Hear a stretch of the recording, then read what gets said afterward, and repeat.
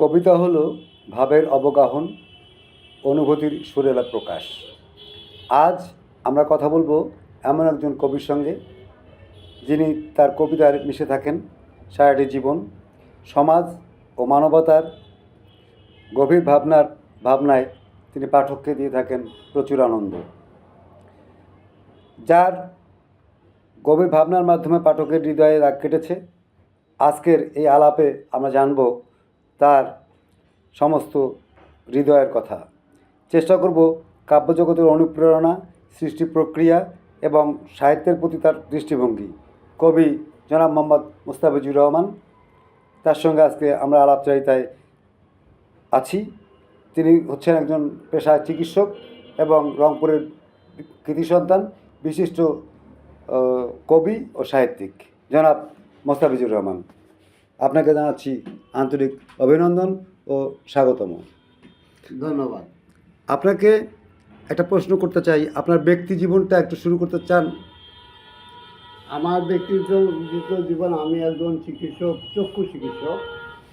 তা আমি Dhaka medical college থেকে 75 সালে পাশ করি।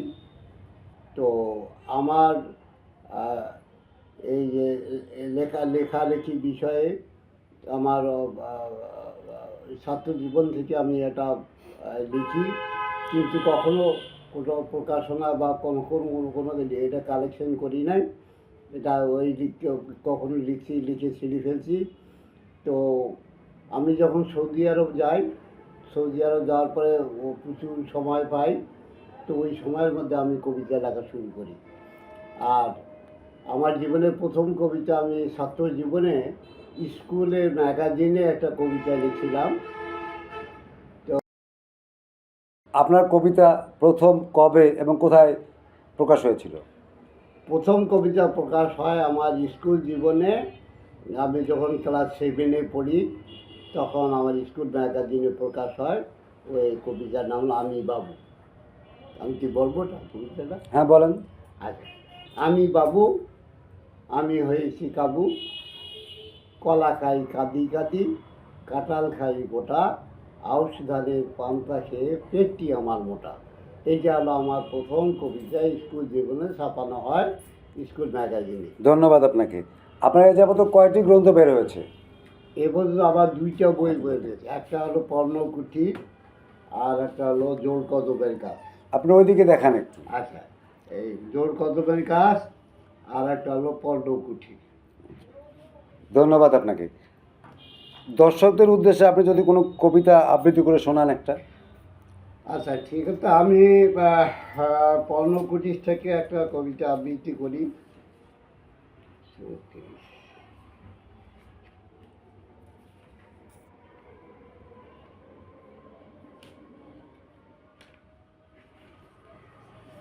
কবিতাটার নাম ঢাকা শহর।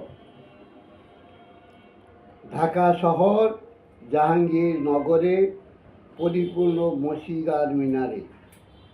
রিক্সা যেন এলোমেলো পিঁপড়ার শাড়ি, হাজার হাজার মিছিল চলে সারা বছর ধরে। শত শত শহীদের খুনে রঞ্জিত রাজপথ, লক্ষ কোটি জনতার কণ্ঠে প্রতিবাদ। যুগ যুগ ধরে উচ্চারিত, সফল অফল অবিরত। মহা আন্দোলনের মহাসাক্ষী নগরী, মহান নেতার আবির্ভাবে ধন্য রাজপুরী। জয় টিকা যার ভালে, দিনে দিনে অপরূপ তিলোত্তমায়ী কালে। ঘন ঘন আন্দোলন আস্ফালন, রাজনেতাদের চমকানো ভাষণ। বাইতুল মোকাররম পল্টন ময়দান প্রাঙ্গণে, খবরের কাউ বেড়া জালে লুকানো সঙ্গোপনে। এক নগরী মোহিতে অদ্বিতীয় পুরী, কখনো শান্ত কখনো লঙ্কা কাণ্ড, কখনো সাইক্লোন কখনো ঝড় ঝাপটা প্রচণ্ড। আসে মহাপ্রলয়, আসে প্রকৃতির অভিলাষে, আসে মহাপ্রলয়, আসে জনতার রোষে। ধন্যবাদ আপনাকে, খুব সুন্দর হয়েছে আচ্ছা। আপনার আবৃত্তি। আপনার এবার 25শে বইমেলায় আপনার কি কোনো কাব্যগ্রন্থ প্রকাশিত হবে? 2টি কাব্যগ্রন্থ প্রকাশ হয়ে পর্ণকুঠির আর জোর কদমের গাছ। কোন স্টলে পাওয়া যাবে? 278 নম্বর স্টলে পাওয়া যাবে, শরৎ উদ্যান বইমেলায়। ধন্যবাদ আপনাকে। 278। 278। আচ্ছা, আপনার সাহিত্য নিয়ে ভবিষ্যৎ পরিকল্পনা কি? আমার ভবিষ্যৎ পরিকল্পনা বা আমি আরও কবিতা বা কাব্য বই লিখেছি, উপন্যাস লিখেছি। উপন্যাস হলো মানুষ মারার বীর, আর একটা উপন্যাস হলো শহর মেয়ের হাট নদীর হাট। আর কাব্যগ্রন্থ লিখছি টুং অঙ্কেয়া নামে, ঢাকা মেডিকেল কলেজে এক ইতিহাস সমৃদ্ধ একটা কাব্যগ্রন্থ হবে। আর একটা হলো স্বপ্নের দেশ, এটা হলো আমেরিকা এবং সৌদি আরব নিয়ে এইটা কাব্যগ্রন্থ হবে। আপনি পাঠকদের উদ্দেশ্যে যদি কিছু বলেন। আচ্ছা, পাঠকরাই হলো আমার প্রাণ। তারা আমার উপন্যাস বা কাব্যগ্রন্থ কীভাবে নেবেন এটা তাদের বিষয়। ভালো লাগলে ভালো, মন্দ যেটাই হোক রাখি, যেভাবেই দেন আপনারা নেবেন। তো আমি লিখছি এবং আমি সামনে আরও লিখবো। আপনারা আমার জন্য দোয়া করবেন যাতে আমি ভালোভাবে কাব্যগ্রন্থ বা উপন্যাস লিখতে পারি। আপনাকে অনেক অনেক ধন্যবাদ আমাদের জন্য।